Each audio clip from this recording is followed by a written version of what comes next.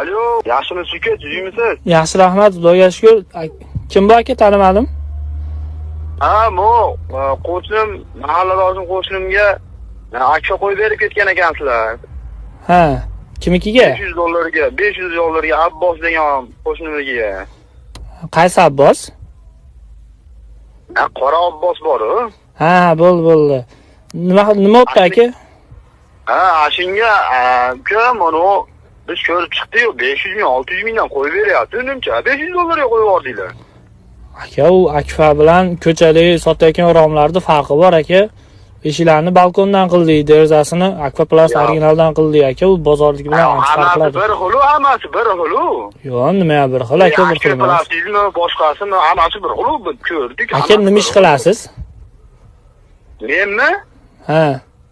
Men mol qo'yib boqaman uka. Aka, mol bilan qo'ydi, yemishi bitta, lekin nimaga ikki xil chiqadi? Endi bilmayman aka unisini men. Boqqa ahli yetmayapti, nima qilasiz aka, akfaga aralashib? Ishingiz qilmaysizmi?